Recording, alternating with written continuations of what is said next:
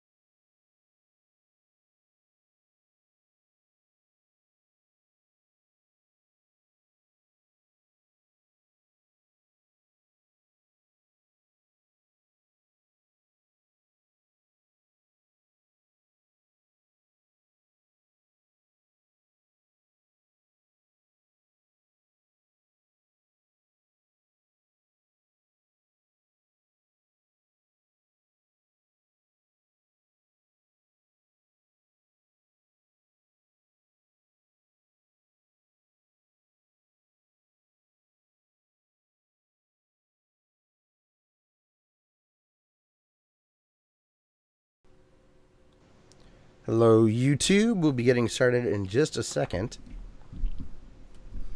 All right.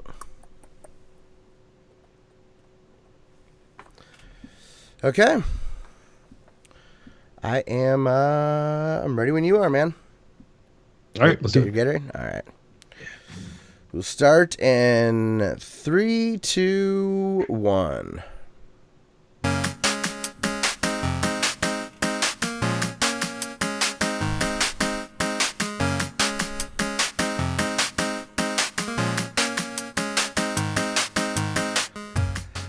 Hello, everyone, and welcome to episode 237 of the Classic Elite Podcast. My name is Scott, and that empty window you see there is Dustin. Always got out the Jabberwocky's mask. We're halfway to Halloween, man. More than halfway. Yeah. I'm doing this week got hair in my eyeballs. We're doing a summerween this Saturday. Oh, so hell yeah. How did you manage to cram a Halloween right before the other best holiday in American culture? Well, I figure if I love Halloween so much, I may as well celebrate it like a hobbit. Well, okay, that went over my head. Because they had like breakfast, and then they had like second breakfast. Okay, yes. I thought there was some weird calendar thing in Middle Earth that I wasn't getting. I'm like, Dustin's going deep today. Well, according to the Silmarillion, I need my glasses. You do. I forgot to send it this week, but I'm going to be sending you that hard drive. I'll try to look for some actually glasses so we can have a little throw in there. So, everyone, thank you very much for tuning in. This is Classic Elite. We are a video game podcast, so we'll be covering news and what we've been playing this week. It's a little light on all of those fronts, so hopefully we'll have some tangents, but if not, I guess just brace yourself for a little bit shorter of an episode. But I guess to get things started, Dustin, I'm just glad to podcast. I haven't had a need for a distraction like I have this week. It's been one of those just work weeks. It's like, oh man. So it's nice to have something else to focus on at the moment. But how's your week been, man? I mean, work's been all right. Yeah. I got my yearly evaluation the other day, and my boss was like, "Hey, you're doing excellent." I was like, "Yay! I'm not going to get fired." Well, was he like, but your attentiveness and training leaves a little to be desired? No, I was one of the only ones that didn't fall asleep during that. So it's that military training. Yeah, it almost failed. I was starting to head bob there eventually, but I got up and walked around. Good deal, man. Well, I guess I'm glad that your evaluation went good. Yeah, but I also had a weird head chest cold thing that happened, and colds in the summer suck. Yeah, they're pretty bad. It's just uncomfortable. It's going around because like my mother-in-law had bronchitis, and my buddy's kid, she's 18 months old. She's coughing, and Solomon has it. He's not sleeping. I'm not sleeping. It's rough. I felt that way over the weekend. Went down to Columbus and saw the baseball game. Mm-hmm. Saw my old roommate, met his fiance, and I was hurting on Sunday, and also did not feel good either. Yeah. But I couldn't tell if it was totally brown bottle or if there was like something else to it. Mm-hmm. But it sucked. But yeah, other than that, I guess before we get jumping into things, I did want to say something real quick that I've meant to talk about the last couple of weeks, Dustin. Mm-hmm. So a dude that had babysat me in the past, his sister was my swim team coach, and she also babysat me. He won a Tony Award this year, which is like the Grammys for Broadway. Okay. And he won for Best Featured Actor in a Musical. Cool. So it was cool. His name's Gavin Creel. So congratulations to a hometown boy winning some hardware on the big stage. It was pretty cool. He'd been nominated before, but hadn't won. This was like, I guess, I think it's called Hello Dolly or Holly Dolly or something. With it's a Bette Midler play, and she also won, I guess, for like best actress, or I don't know, maybe. What? No.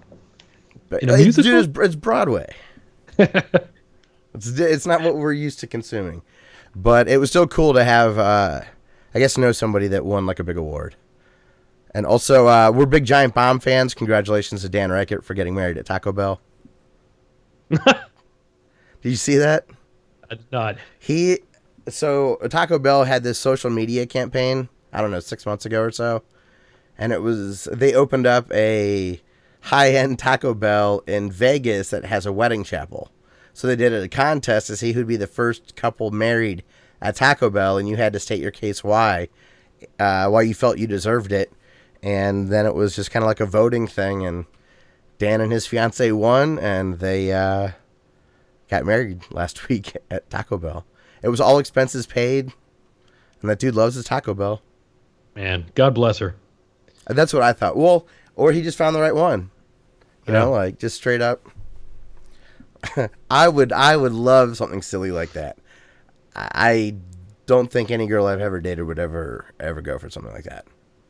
I always joke with Kim about getting married in Vegas by an Elvis impersonator. At this point, it didn't work out that way. I know, but at this point, we don't know anybody that's actually done that before. Like it was a trope in the 80s and 90s on television, but I've never met anybody that's actually done the full Elvis thing. I've known people that have eloped in Vegas, but like I don't know, the TGIF version of it, I've never heard of anybody doing that. Yeah, never go full no. Oh, damn, never mind. That's not going to be a title for the episode. No.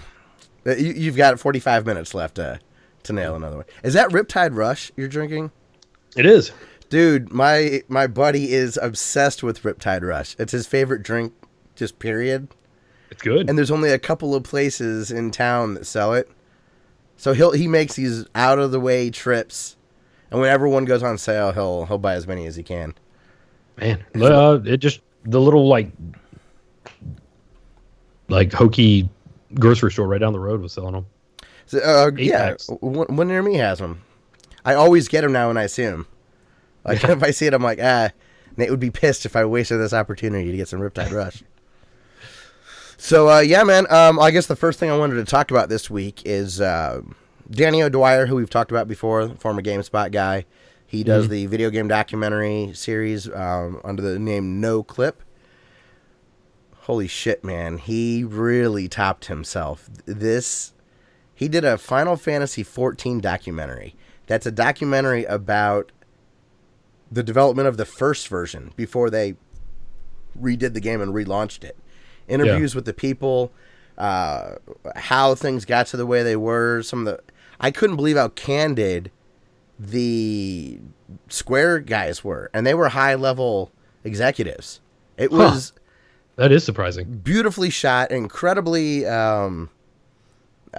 well-researched. I thought that the interviews were really engaging, and if you watch it on YouTube, it's awesome. He walks you through this little tutorial at the very beginning of each video. It lasts like 10 seconds. That shows you how to turn on Japanese-only subtitles. So all the people he's interviewing that don't know English well enough, there's perfect subtitles for it. So they're speaking naturally. And you just get to read it. But you hear him ask the question in the way that it's meant to be, and then it feels like a natural answer. And there's a couple times where there's a nod to, like, I don't know if they're going to allow this to be in the documentary, but I'm going to say it. And I think it was his CEO looks over and he's like, let me ask PR if I can say this. And she nodded in the affirmative. So it was impressive how much information I guess how candid they were about the development of the game. And Danny O'Dwyer did an amazing job putting it together. And it's a 3-part series. I'll have it linked. I don't know, man. Final Fantasy and that game doesn't really exist anymore, except for like YouTube videos, right? I don't know. Is it still up? 14? No. Well, 14's still up. Oh, well, maybe I was assuming that you remembered this. So it launched and it was bad. No one liked it.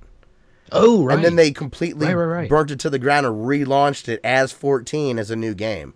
Yeah. So this talks about before the relaunch, and before the relaunch, there's not really any way to play before that.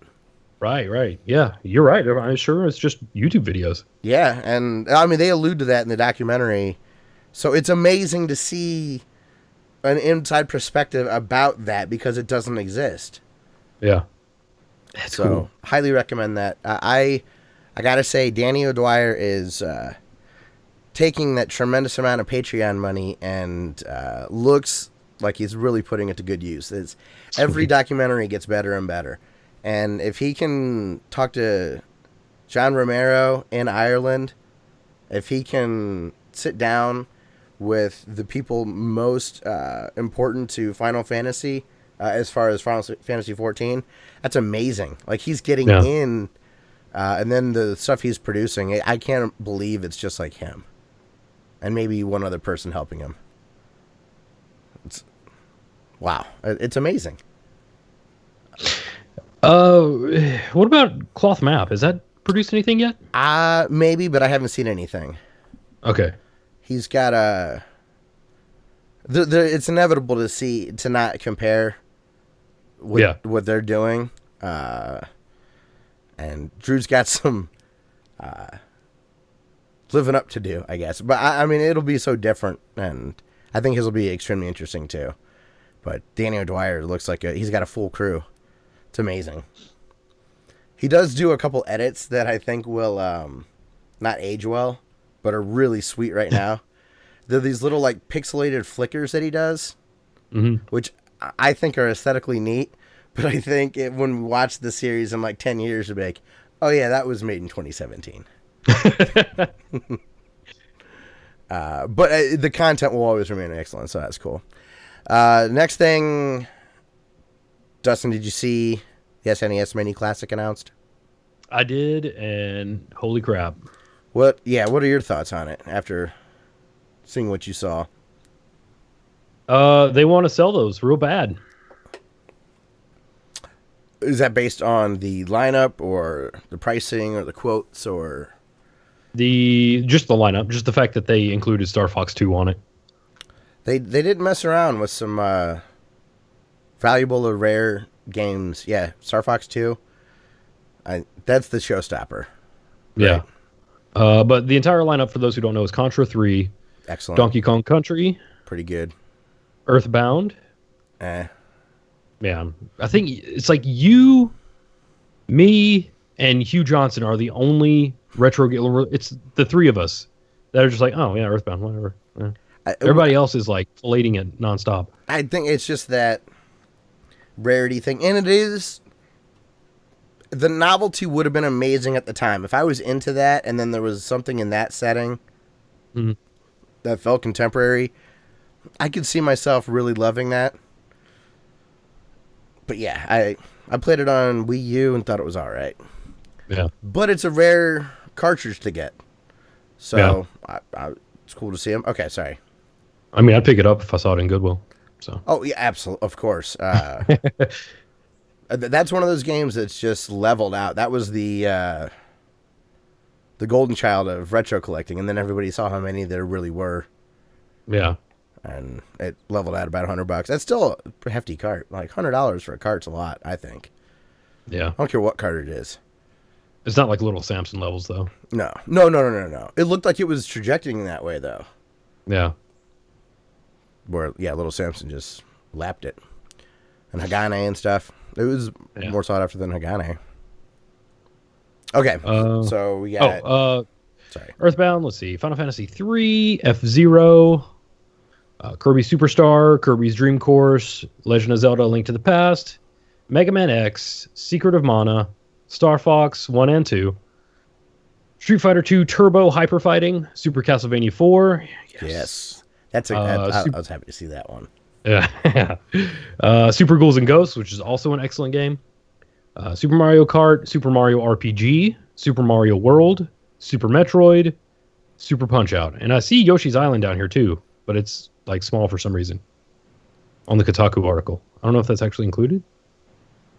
Maybe it's in the Japanese one and not the American one. I don't know. That's maybe it's just a formatting error or something. Yeah, it could be. Super Mario RPG was the other one I was thinking of. As far as Star Fox 2, Earthbound, and Super Mario RPG, those are all very rare games, hard to obtain. Yeah. So I think, I mean, yes, you can easily get ROMs or whatever for Star Fox 2, or you can get those aftermarket carts that have been repurposed or whatever. But just to have, I don't know, high-priced carts available, like from their emulation, I think that's kind of cool. Hopefully it's good. Were there any that you would love to replace with something else? Like, oh, why is this here? F-Zero could go. That's not that good a game. I agree. I love F-Zero. But this is the same thing I was just talking about. It's because it blew my mind at the time. Yeah. I think I like it the way I was projecting. Some Earthbound fans love the reasons that they love Earthbound. That's why I like F-Zero. I agree. I think that could be removed for a much better game. That was the only one that stood out as like, it really doesn't belong here. I would like to swap the fan favorite Chrono Trigger for Secret of Mana. Yeah. But that's a pretty substantial nitpick, I think, though, because there are plenty of people that like Secret of Mana better. So yeah. Wrong people. I agree. Although that's weird that I do. Maybe I just haven't given it enough of a go, because from a combat perspective, I would think that I would like Secret of Mana more. Mm-hmm. But I guess Chrono Trigger just is a pretty tight package. It's not a very long game. And it's pretty easy. I liked it. So, but if you'd write down on paper, I would pick Secret of Mana. If you described Chrono Trigger, Secret of Mana, it's not until I played it that I would prefer the other one. Yeah, I can see that. So, some people I guess I didn't hear as many people complaining about the price, but it's $80 instead of $60. Whereas the NES Mini was $60. So you have less games and a higher price point, but you do have 2 controllers in this one instead of just one. Yeah, man, those games though. Those games for $80. I think that's worth it. If you're not crazy like us and have a lot of carts to play already, right? Like if you lost your NES collection or SNES collection to a garage sale, and now you have an opportunity to play all these again, I think the list is excellent. Of course, you could nitpick, but I think it's phenomenal. I think it's per capita stronger than the NES. It is actually, to me, feels like a better value. I know that seems crazy, but I don't think we have a popular opinion there. But is it? And it's HDMI out too, right? So it's going to look all crisp and pretty. Should, yeah. Now, if you're hardcore, it won't look as good as like certain RGB modded stuff that's just straight RGB from the source. But yes, it's going to look excellent. And the NES Mini, from what I saw, was perfectly serviceable. And I feel like I'm nerdy about that stuff. Yeah. I did see some videos about some audio issues with the NES Mini. Like some Mega Man sounds when Mega Man 2 was in it were a little wonky or not in the right spot. But for the most part, it's good. Hey, what's up, Jonathan? Good to see you, man. He says, do you guys know if they plan to release more systems than they did for the NES remaster? I don't have a confirmation on that, but I feel like I've heard people say that they had a source that said, yes, they are confirming that they're making more than the NES Mini, but also that this is a limited run. This is a one-time thing. So at least they're upfront about it. Yeah. That's so weird. So I guess there's... I didn't go to eBay to look, but the Video Game Outsiders said that some eBay pre-orders are selling for like $400. Like they sent a screen cap of the confirmation from GameStop. I don't know if that's just a listing or if they were looking at the sold. You could probably get a complete copy of Earthbound for $400. And have enough to, at retail, buy at SNES Mini. Yeah. You could probably get all those games for $400. I mean, not Star Fox 2. Yeah, but those If you repro got, carts, like, what do you think those are? 50 or just like 100? they usually go about $50, 35 to 50. Wait, what'd you say? Oh yeah, for 400 though. I don't know. Like Super Metroid is like a $30 to $40 cart, I think, and I think Super Punch Out's about that. So that's If eating you, up a bunch of cash already. yeah, but I bet if you were Is it? watching super hard and Yeah. like sniping deals, Okay. Is it possible? Yes. Yeah. yeah, Absolutely. Unlikely. You'd have to put in more work than it'd be worth. yeah. Well, I mean, you're putting in $400 for an emulator, so $400 emulator. That's true. You'd almost be better off just getting a 3D printer and making your own with a RetroPie in it. My buddy had a RetroPie that I was hanging out with before the Indy 500. Mhm. It's got a slick interface. He had some troubles with some of the loading, which is fine. You know, it's emulators and stolen ROMs, so it can't be perfect. yeah. But that's not a bad way to go. I don't know why I don't like that system very much. Like I have a soft modded Wii, I never ever plug that in. Because you want the real thing.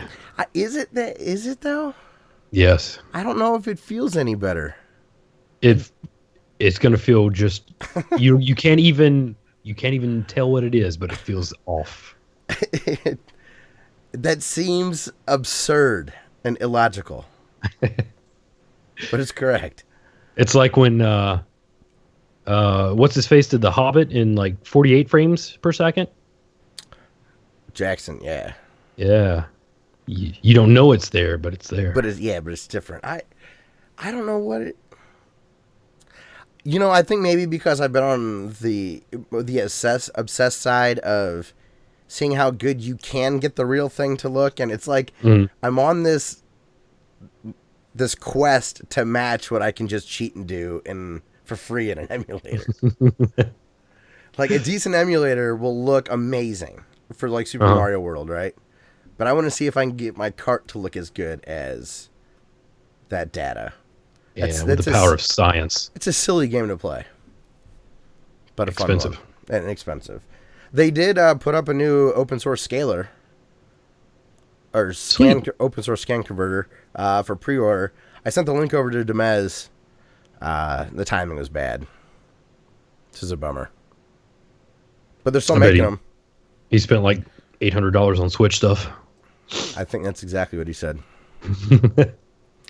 But keep an eye out. VideoGamePerfection.com has that cool scaler, and they're open right now, I think, for pre-order. How much are those?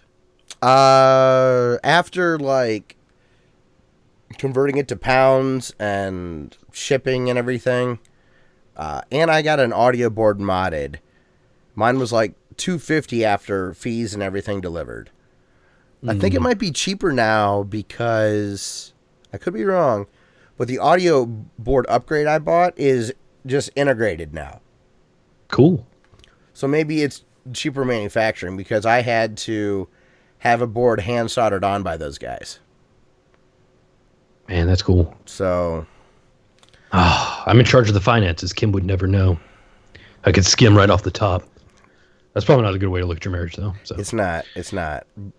But it is a sweet piece of tech. So, bust out your pros and cons list. Yeah, so I guess go over there if you're interested in that kind of stuff. I did see Retro RGB on YouTube. Bob, he interviewed that Hyperkin NES that we were talking about. Mm-hmm.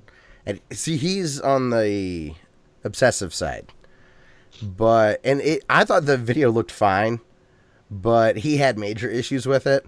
I think if you have the blinking issue on an NES and you don't want to mess with pin connectors or your power supply is not working, it's just too much of a hassle to get the real thing working, or you don't have a good component in or whatever, composite in. The video looked fine. The audio was a little off, but an HDMI $40 clone system, it seemed like it was fine. He really hated it, though. Man, those 72-pin connectors, they're so easy to bend back into place. They are. They just pop right off. Man. Sometimes it'll just, like, quit working. Like, the power light just won't go. Yeah. But, yeah, either, like, taking the thing off and rebending the pins back, you can usually get at them. But I would just spend the $7 or $8 and get one of those replacement ones. They're kind of garbage, though. Like, mine, I can't push the cart down or it doesn't work. My replacement one. And they wear out really easily. But $7, $8. Man, I bit mine, and I don't even have to push my cart down. See that, but that's bad. I think. See, mine, I don't have to push down either. But if I do, I get the blinking problem. Yeah, that feels bad to me. That feels like I might as well just emulate it. Oh, I'm using Chinese knockoffs. Just chew up in my mouth a little bit. Well, the next thing in the news, and this is going to be our last news bit. One other thing I wanted to mention: the Hitman guys, IO Interactive. They're now an independent developer. Hey, and cool. They were able to keep the Hitman license. Dude, that's awesome. So, congratulations to them. That was a few weeks old. I've heard it talked about, and I keep kicking myself. I'm like, God, I forget that on the notes. That's such a cool story. So, congratulations to them for... That's badass. Getting to keep on... Yeah, right? That's cool. So, I was excited to hear that. Hopefully, Season 2 will be as big of a success as Season 1 was, and those people to do a bunch of cool stuff. So next thing, this is just an interesting story. It's pretty cut and dry. There's nothing like opinionated to really talk about. But this girl named Alex Mauer is a video game composer. Now I'm just going to give you the Cliff Notes. Okay. But so she's a video game composer, and there was this roguelike shoot 'em up. Did I write the name of that down? Yes, called Star Mazer DSP. She was a contractor hired to do music and sound effects. And then, for whatever reason, she says that she's owed more money. The contract didn't get completed. Both, like, it was canceled for some reason or another. I don't know, but, and I don't think that's been stated. So, she's feeling slighted. She feels that the developer owes her money. So she's been going around to YouTube and DMCA claiming videos that have any bit of the music that she worked on for this game in it. So any video about this game, both on the Twitch side and on YouTube, is getting flagged by her. And what's interesting is the developer had released part of the contract that shows that as a contractor, they held all the copyright for the music. So she's making DMCA claims that music she doesn't have the copyrights to. And what's rough is there was one girl that had 2 videos about it. Mm-hmm. This Alex girl, by claiming these videos, this girl has 2 strikes on her channel because this Alex girl won't release it. She's never done anything wrong. She's never broken any copyright laws. The developers have said that you can make these videos. We're fine with it. And so now she's hamstrung this, and she's done it to a lot of channels. There are people that have unjustified copyright strikes. And, on YouTube, that can prevent you from, like, we couldn't live stream on YouTube if that happened to us. We couldn't upload our archive videos of gameplay because we'd only be able to do 15 minutes. Yeah. So, like, it restricts what you can do on your channel significantly. And her attitude has been, take it up with the developers, their problem. I don't care about YouTube. Maybe you don't play video games for a living. That's her attitude. Total Biscuit put out a great video about it, and the person that is most known for covering the story is someone named Sid Alpha. And I've got 2 videos that I'll link to Sid Alpha if you're curious about hearing about it. The thing I do want to ask you about, though, Dustin, is when you get a big warning that says you could go to jail if you're lying, do you click yes anyways? And you know you're not being truthful? Like, it's... If you make a false DMCA claim in real life, right? Not YouTube's tool to help assist with that, but if you falsely do it in real life in the U.S., it's perjury that you're charged with. And according to either Sid Alpha or Total Biscuits video, this Alex Maurer sent a takedown notice to Turner Broadcasting, I think. The company with like Adult Swim and all that. Yeah. So, it's quite humorous. Like, is this person just insane, or it's because we do stuff on YouTube that we think she's crazy, or it seems like she's crazy. Yeah, that seems really obsessive. And their manual. This isn't like it wasn't like what happened to Cubby, where like he ticked the wrong thing with CD Baby and a copyright claimed a bunch of videos. Like, she has to go through and find these videos and click them. I feel like she would have had more success just getting a lawyer. Yeah. And if through the contract, like if... Well, that's the thing. It's a civil matter. Like, she should, if she has a leg to stand on, you can just... You don't even need to get like a high-priced lawyer. Like, if it's a breach of contract... And if it's not a breach of contract, then she's dumb because perjury. She can't do anything legally anyway, and she's just screwing herself over. What's interesting is I believe in a Sid Alpha video I saw that she's claiming that they own the rights to what she worked on when it was Star Mazer, not DSP, just Star Mazer. So she's been copywriting the DSP videos, but they still retained the right from the first game to use it in another game because they retained the copyright of the music. So her claim that she's trying to make is invalid. Man. Just bizarre. Just feels like somebody that is unhinged. I don't know. But again, is it just because I'm from this side of the fence, you know? Yeah. I don't know. I'm with you. It seems obsessive. And what would we what's that reference that we use? Weaponized autism? Yes. Yeah. We use that term. We didn't come up with that. We didn't create it. Yeah. No. I love it, but I heard it somewhere else. Yeah, like that's what it's like, just sitting there false claiming stuff. Yeah. It's just like I'd be scared to do something like that, I guess. Yeah. Totally. I'm scared when I know that we've done a video with fair use in it.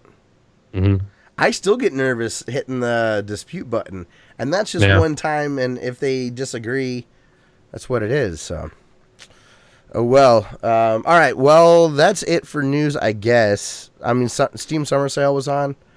I picked up a couple of games, but I don't know. Nothing like super exciting. So more stuff to sit on a hard drive. Yes, pretty much. More digital hoarding. So, yeah, man, let's get into our YouTube channel of the week. YouTube channel of the week. Week. I think have you mentioned Game Dave before? Yes, I was going to see if you remember, because this was our first repeat. Remember Yes, I mentioned Game Dave on one of the first YouTube channels of the week. I did not remember that. But I'm glad that... I only remember it because I've only had a few of them. So, yeah, it was... the reason it stood out was... I'm glad we discussed repeats are okay. Okay. I don't want to track these, and if they come up again, it's just two we've been watching, and it means it's good. So yes. So yeah, I picked Game Dave. and he does retro reviews, kind of old school. Like he'll create a narrative where he has like some side character, and it continues out the videos. And he does his style of comedy is kind of the awkward, seemingly off the cuff remark joke that he will like let sit there for seconds until it loops around to being funny again. Yeah. Or but like I've seen that style before, but yeah, something about the way he does it cracks me up. Yeah, and I recommend the Darkman review because the Darkman review has an excellent dance sequence. Yes. And he's right. That music is amazing. Yeah. His dance sequence is phenomenal. I've never seen the Darkman movie, and I've never played the NES game. I have seen the movie, but it was new with the last time I saw it, so that was probably 24 years ago. I was going to say, that was a long time ago. Sam Raimi, I think he said. Yeah.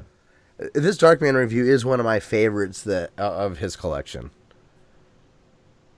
And he does scary video games for Halloween, except he's really scared of scary games. Oh, yes, I haven't. I've seen that he streamed those. They're not like yeah. They are. They're definitely worth watching. I'm such a wimp. I won't watch those. Oh goodness! I'll be scared for him. Yeah, I love a lot of his videos. There's something about the image quality and the colors that he has. They're just so bright. Yeah, I'm jealous. His intro's all 8-bit pixel, like chiptune, but like modern-ish. Yeah, like, yeah, it's excellent. I Johnny Millennium, Happy Console Gamers, where I found out about him. He did like a random shout-out video one day. Oh yeah, he did a video with him too. Okay, I wonder if he had like a 5-second cameo in it. Oh, okay, all right. I was gonna say I don't remember them kneeling in front of all those games Johnny Millennium had. Right, yeah. That dude's been on YouTube for like 10 years now. Yeah. He just did like a 10-year video. That's crazy. Like at some point you have to look around and start to be like, wait, so does this just not stop? Right. Like, will James Rolfe be entertaining me in my 50s? Well, maybe. Pretty soon we're going to get retro gamers talking about how they grew up with like the PlayStation 2. Oh, very much. They'll be talking about it like the NES. Yeah. But I guess my point is more like, is Game Dave going to stop? Like, why would he? I don't know. It's just one of those things. I just never pictured YouTube as a long-term thing from an entertainment or an archive perspective like we do. Yeah. But why? I don't see it going anywhere. It's a bizarre thing. I'd never even considered it to be anything other than like a phone app. I don't know. Yeah. And it's not. It's more watched than like anything. It's like that on Netflix. I don't know. It's just bizarre. It's the future. I don't know. Like when we started the podcast, I never thought about 2017. Like I never had a goal to. Like the goal was to publish one this week. Yeah. It's just a weird. It's cool though. I mean, I love it. YouTube's amazing. So. For the most part. Well, yes, for the most part. At least the Google Plus stuff. Like, remember when that launched? How horrible the spam was. Oh yeah. So I'm okay with trolls and terrible comments that should be deleted. I'd rather deal with that than all those spam things were horrible. Yeah. Like Total Biscuit still hasn't turned his comments back on. So yeah, Game Dave's great. And Dustin, what have you been playing this week? Not a damn thing. my entire weekend. Like I was getting in the shower Sunday night, and I stop and I turn to Kim and I go, "What happened to the weekend?" Like I don't even know what I did over the weekend, but I feel like I was super busy. I mean, I was probably busy coughing because I was sick. Yeah, dude, I had one of those weeks too. I mean, I have a lot of bullet points here, but I didn't spend any substantial time with anything, and I didn't stream last night. I just wasn't in the mood. Yeah. So I don't know. Nothing. I have been using the Duolingo app on my phone. What's Duolingo? It's a free language learning app. You back to that Rosetta Stone? Not yet. They just added Japanese. Nice. Yeah, so I've been learning hiragana. I wonder what a good RPG, like what a good Japanese game is to aid in learning Japanese, but a story-based game. Yeah. You know, not like learn, start, and select or whatever. Right. I figure, like, if I learn all the hiragana and katakana, I could probably learn the words and then Romanize those and then translate them if I wanted to get that into it. Yeah. I guess I'm just, like, thinking what might take the smallest amount of time for you to actually do that, to try to figure out what the equivalent word or letter is in English, and then phonetically how to rearrange that so that it makes sense. Right. Like, Spanish always sounded backwards to me. Like, sentence structure was always different. But I wonder if there's some games where you would just not realize you were doing that. You would just recognize the words and not have to take that initial translation step. Like, okay, here's what I have. I need to rearrange it.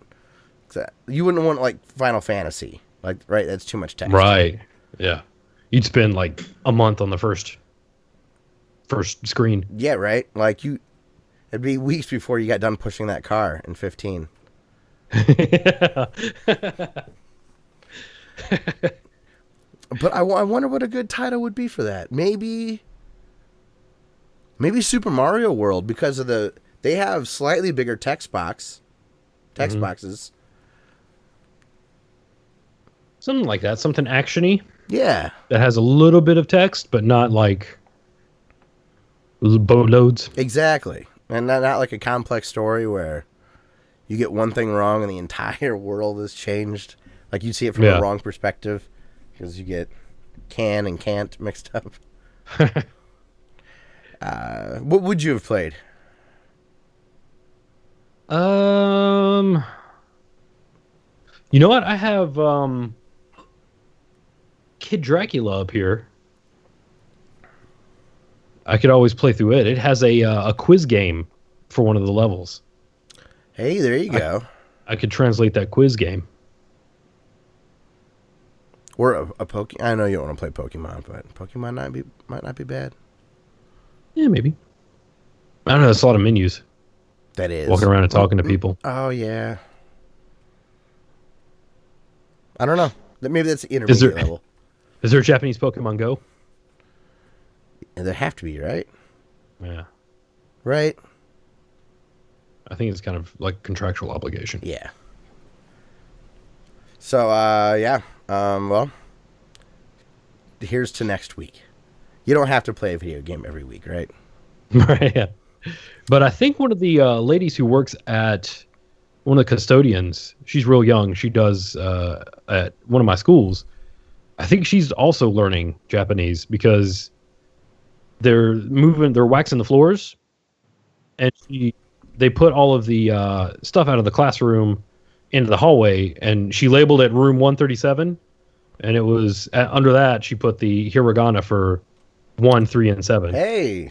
I was like, hey, I know what that says. That says Ichi. That says Nana. I forget what 3 is. Han? San? Something like that. Either that or she just loves anime. Yeah, right. That could be it too. That's cool. That would be it'd be amazing if you already knew it and you just started like running over her with conversation. You just assume she's fluent, you know? Right. That's cool. I would probably... I'd probably take the chance to, like, bring it up. Like, I would probably say something in Japanese to her. Mm. Just to be like, that's sweet. I'm into that. Where you at? Because sometimes stuff like that will keep you motivated. Mm-hmm. Like, if I know that she's at a certain level, I could, like, compete with her. You know, it'd be cool if you... It's too bad you didn't start younger. Being a translator would be sweet. This reminds me of one of the guys they had in the No Clip documentary. Dude's dad was in the military and in Japan. And he has a Japanese name even though he's American. Just got into Japanese culture and became a translator, and now he's like a big deal. It's really cool. I'd love to learn another language. No. Duolingo, it's free. I could have done, yeah. I'm not. I wish I knew another language. I didn't say I wish I could. I'm not taking the time to learn it. If I was going to learn another language, I would do computer programming. I wouldn't even go with actually speaking. You know those legacy languages? Yeah, that shit's obsolete. I'm a precision. So yeah, well, one of the things I bought this week with the Steam sale was the Disney collection was on sale. The Disney Afternoon. Oh, sweet. So I picked that up. Chip and Dale 2. I forgot that happened. Yeah. If it wasn't in my wish list, I wouldn't have seen it either. There is another game called like Last Fight or something like that. It's like a knockoff of Power Stone on the Dreamcast or Power Stone 2. Mm-hmm. For like $7. I've thought about getting that, but I have so many other multiplayer games. I don't need to do that, but I'm tempted. But Chip and Dale 2 is the one I played the most. Fired up. The game just doesn't feel right.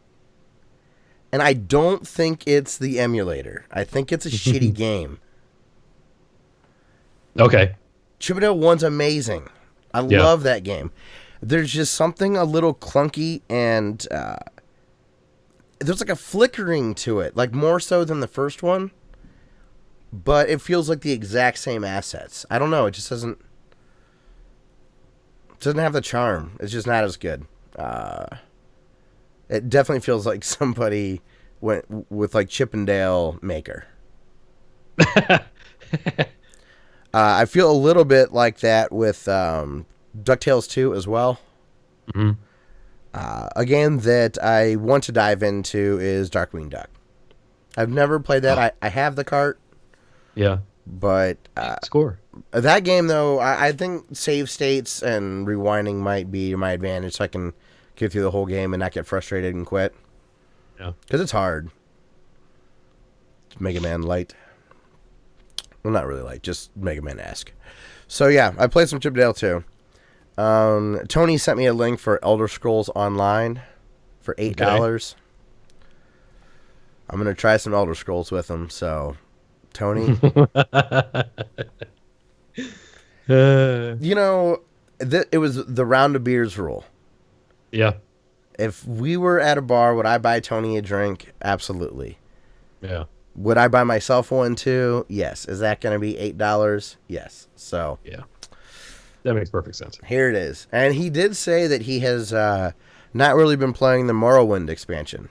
That he's been tinkering around in what I would be exposed to. So here we go. Elder Scrolls Online. If I can get a few hours out of it and a good excuse to hang out with Tony, I'm all for it. Totally worth it. Yeah. Yep. I just expected my first Elder Scrolls experience to be that VR port they're doing of Skyrim in a couple of years. Yeah. But yeah, and I guess we're using a phone app called. I forget. It gives me a Discord feel, but a different app. Okay. You know what Discord is? Yeah, the gaming-centric chat. It's called GroupMe. Mm. Does that make sense? So, yeah, that, and then Forza Horizon 3 Hot Wheels. I'm gonna be really sad when I'm done with that. Is that family? Do we need to? That was my alarm to water the garden. Okay. Well, don't forget. Right. Forza Horizon 3. I'll just be sad when I'm done with it. It's amazing. Yeah. Loop-to-loops and different terrain, and I don't know if it's just because my computer's aged. It's over 4 years old. I built it in March of 13. Mm-hmm. Now I do have a newer graphics card, and like an SSD and stuff like that, but still, it looks better on my Xbox One S. Huh. I prefer playing on the Xbox One. And I think it's because I've got it hooked up to my 4K TV, and the Xbox One S has a good 4K scaler in it. Mm-hmm. So I think it's just because I'm getting a good crisp picture while sitting back. It's in my room, so I can just like lean back against my headboard and just like bust out a couple of things on the map. Yeah. And I've got it still set to pretty easy, so I finish between 1st and 5th every event, which feels perfect. Yeah. Every time I race something else unlocks. I'm finding cars. It's great. So it's actually made the game like totally worth owning. Yeah. It's just cool. And it's just an expansion. And I thought I was about done, and then it unlocked a whole new class. Sweet. And every time like a new thing was popping up, my smile just got bigger and bigger, and I'm like, this is amazing. So Forza Horizon 3 I adore that game. So Jeremy at the Cartoon Retrocast brought up Steam, and that he bought Rocket League on Steam. Cool. I'm like, well, let's be Steam friends. I'll reinstall the game so we can play sometime. Not that like he'd be privileged to play with me, but it was a good excuse for me to play. And I'm like, it was more like, I'll play with you, man. So I reinstalled the game. We haven't tried to coordinate a time to play or anything, but of course I've got to see, is it still as bad and toxic as I remember? Dude, it's gotten worse. It wasn't that like what they were saying was worse. It was just the amount of it, just unbelievable. And the thing that sucks is there are pre-chat options on the D-pad. You can say nice shot. You can say team only stuff like I'm defending. You can say whoops, or you can say shit, right? But you also can type whatever you want if you have a keyboard. I want them to just not. I want to be able to opt out of typed stuff. Let me only see the pre-done communications. And they don't have a toggle for that. So then I would go into just the casual. I'm like, you know what? I'm going to get out of ranked. I'm just not going to play it. And then I immediately remembered why I didn't want to play casual anymore. One goal is scored. The person you're playing with drops out and quits. Or they're clearly just like texting or smoking a bowl or whatever between goals because they just sit there. Like it. And they were just moving, and then they start to move, and there's just like, so there's no consequence for being a dickhead by leaving, or for just like playing this like it's a background Hearthstone game. Yeah. So I want that sweet medium of people that want to win, but that also aren't jerks. Yeah. I guess if I could find that, I would be the richest game developer of all time. Yep. But if I could just toggle that. Sell that algorithm. Like, I had a Silicon Valley reference and I forgot his name. Richard. Damn it. You don't watch Silicon Valley, do you? You have HBO? It's great. It's fun. So, that, and then also, I did install some of those Sega Forever games. Okay. I mentioned briefly, I think, that I played a little bit of Altered Beast just with touchscreen controls, and it seemed fine. I installed Sonic, and I think the port is amazing. I think for the devices I've tried it out on, I've had no frame rate drops. It's in widescreen, but surprisingly good. Yeah. It doesn't look stretched, or it looks completely redone. It doesn't look like a port or a ROM dump. Right. It's snappy even on my older phone that I mentioned last week, and the Bluetooth controller just works. There's no if it's connected to your device, it just sees it. You don't even. It's like a mouse and keyboard. Where if I would pick up my controller, it just. I heard someone say it, and I don't know if they were, again, on Video Game Outsiders, someone said those ports are bad on those Sega Forever games. And I was just surprised because I thought the Sega or Sonic game was incredible. I thought the music was excellent, the visuals were perfect. There's also no slowdown when you would, explode a bunch of rings. It just happened like it was supposed to. The ads are obnoxious. They're real bad. However, if you really like the game, at least based on my experience with Sonic, it's totally worth $2. And in between every level, there's an ad. Man.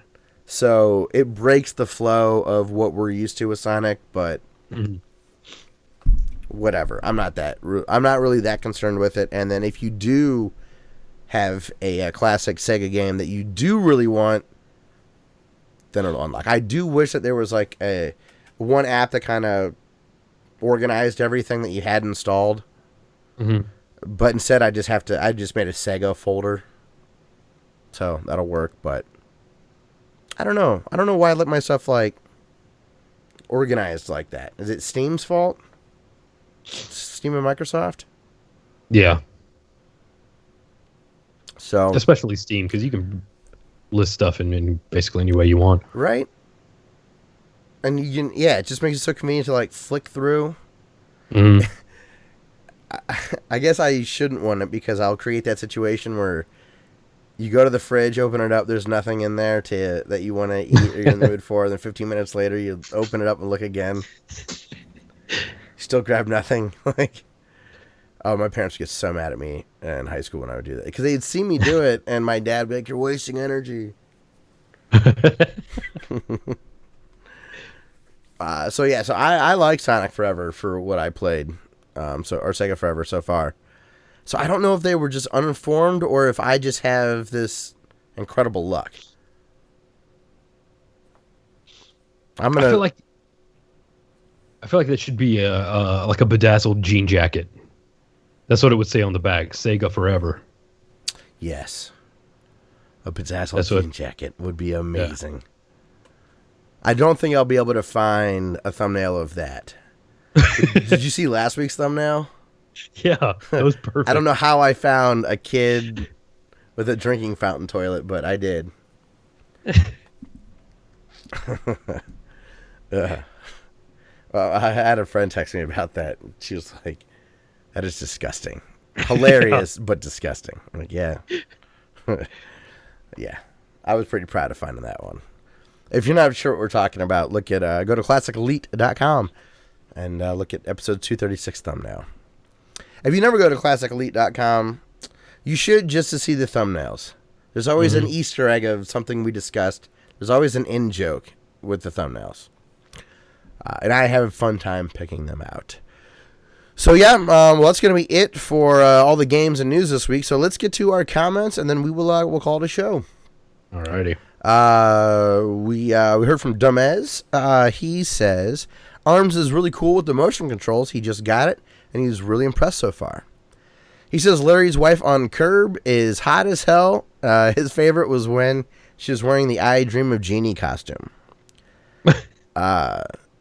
So I got to mention this. My girlfriend in college was either told on a really regular basis that she looked like Topanga or Cheryl from Larry David's wife on Curb. So she was somewhere in the middle of there. Yes, very out of my league cute. So it was funny when like, part of me wanted to, like, punch Demez. Like, dude, that's out of line.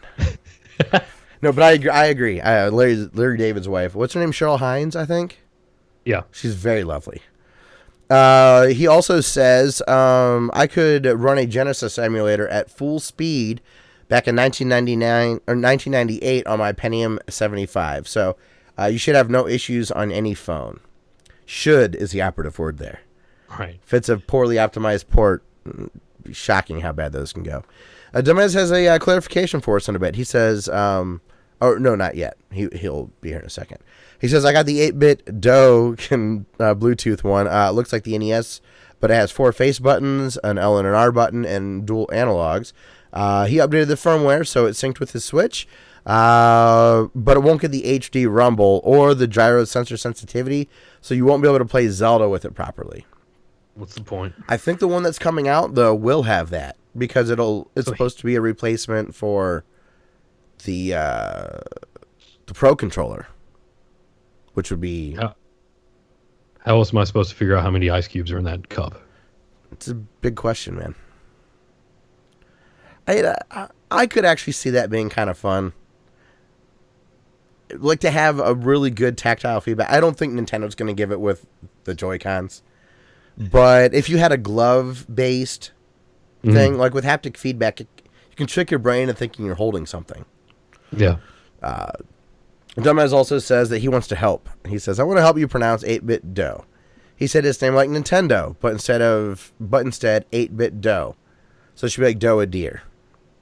Nintendo. 8-bit DOE. Maybe this whole time it's supposed to have been Nintendo. Oh, it's been lost in translation for over 100 years. Yeah. But they didn't want to correct them back in 1890 because they wanted to sell those cards, you know? It would have been awkward. You know, his reasoning sounds better. So, but Demez, while I agree with you that it's got to most likely be the correct pronunciation, don't get mad if I inadvertently say do. I'm hardwired to say it that way. Sorry. I think 8-bit DOE has better prosody. Yeah. It's like the guy who made GIFs said that GIF was the correct pronunciation. How? I'm not saying that. I'm not saying that. No, that's dumb.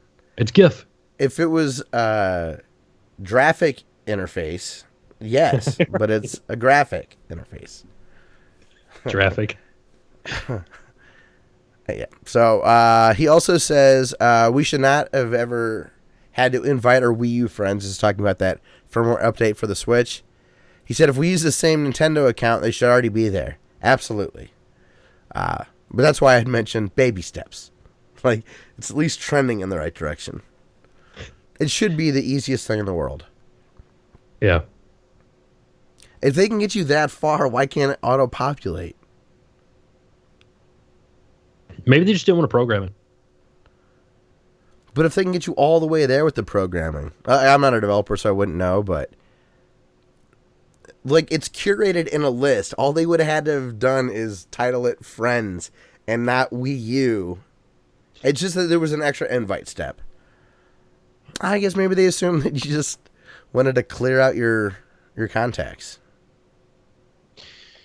Like maybe their sequel guy has been on vacation, or their guy just has used new phone who dis for so long. It's just his gut reaction, which that doesn't work anymore. I don't think I've ever transferred my contacts. I think my phone is always broken to the point that I just can't retrieve them any longer. But now with like your Apple ID or your Gmail or whatever, at least my contacts sync to my Google account. Oh, yeah, it's just up in the cloud. You can pull them down. Yeah. So okay, I feel good about it. But I used to sit there and it would be like my purge. I would debate. If I got a new phone, I would sit there and individually go through who's making the cut because I didn't want to reprogram everybody. Yeah. And if I put in a dumb description, I don't know who you are. Right. You think you're being all funny, but then you go through your contacts and you're like, who the hell is that? Right. Sprocket. That's not even a word. Wait, it is a word. I had one that was like Jen Awesome or something like that. I'm like, who the fuck is that?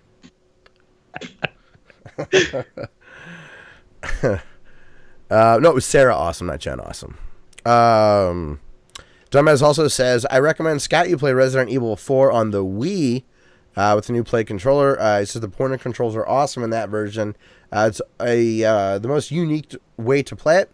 It might be in widescreen too on the Wii, maybe. It might be. They had that. I bet it. Yeah, I bet it since it's the Wii. I bet that is widescreen. I would be surprised if it wasn't. Yeah, some GameCube games had you could do widescreen or not. Like I think Wind Waker you could, and Super Monkey Ball you could select a widescreen. Lucky. It was a GameCube game. And I found that out because with the Wii had that backwards compatibility. Which is, I'm more likely to play my Wii because of that than I am those emulators that are on there. Mm-hmm. And then lastly, he says, Scott, get a little free program called Joy to Key.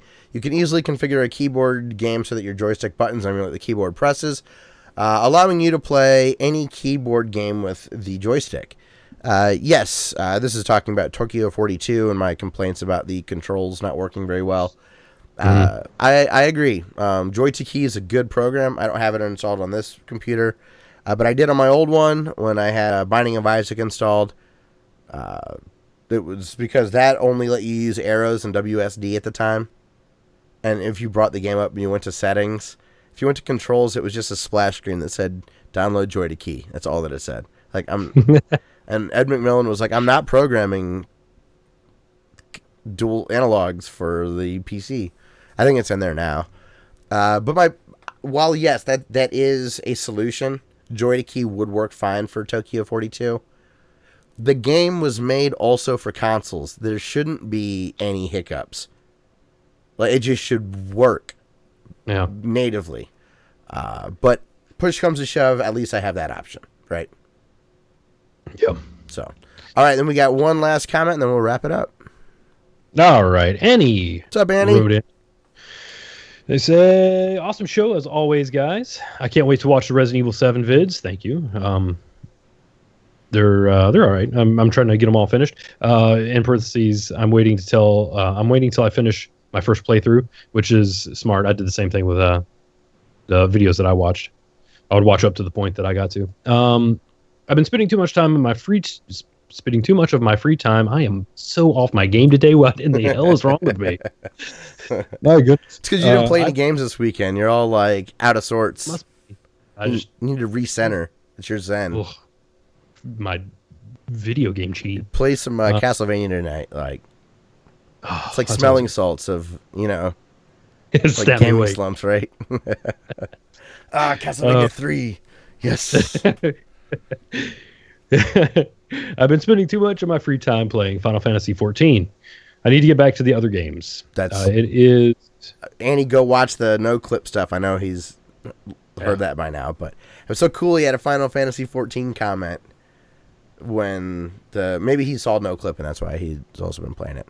Okay, but go watch that. It is really awesome to see the channel growing, and this is still one of my favorite podcasts. Thank you very much. Thank you, Annie. I'm glad that we are still. Was it making the grade? Yeah. Yes, very cool. And we have, I will say, I thank you to, we have had some people use the Amazon affiliate links. I've seen some, we're not at zeros anymore. So thank you to everybody that has helped with that. If you would like to support the show, we have links in the description of the YouTube channel and on our website. Anywhere that you see this published, though, there will be a show notes link. And we have Amazon affiliate links if you buy something through Amazon. But click on our link first, we'll get some credit for it. Mostly digital video games. Surprisingly, very helpful for our show, which is fitting, since we're a video game show. So if you buy digital video games at Amazon, use our link. That'd be great. That's going to be it for the show then. So, Ben Landis, thank you very much for letting us use your song Through the Forest as our intro music. It's a really good song. It's off the album Adventures in Pixels, which we started using that 5 years ago, which is crazy. Our RSS feed is available at our website, classicelite.com, classic L337. We're also on iTunes, Google Play, Stitcher, Podbean, SoundCloud. Just look for Classic Elite, and you'll find us. That's also our name on all the social media stuff. You can find us on Twitter, Instagram, Facebook, and YouTube. Twitch and Mixer, I guess, are in limbo right now. Dustin, I tried to add Classic Elite to my Xbox for the Mixer stuff, and I remember setting up a Beam account. I don't know if that just didn't transfer or if I need to do something new.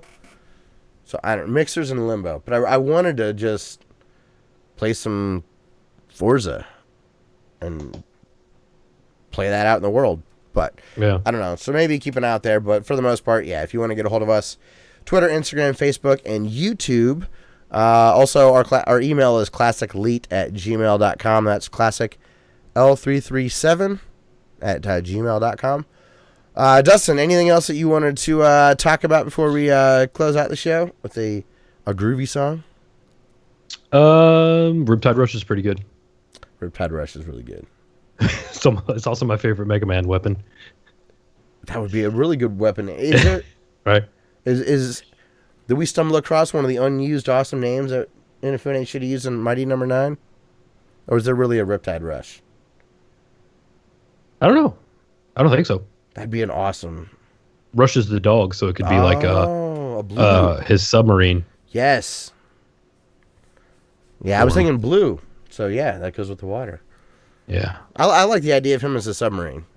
He doesn't Mega Man use him as... Doesn't he ride him and shoot? Doesn't he get into like an airplane situation with him at some point? Yeah, maybe in one of the later games dreaming that. where people stop paying attention. Yeah. I think 2's the only one I ever finished. No, I've beat 1. Yeah. So anyways, all right, well, that's going to be it for the show. This week for music, Dustin, I'm going to play the person's name that I can't pronounce. Yours Maye. We played something from this person before. This song is called The Lady of Mars. And I picked it this week because it sounds a lot... I don't know. It has a feel like it's from Soul Eye. The VVVVVV soundtrack.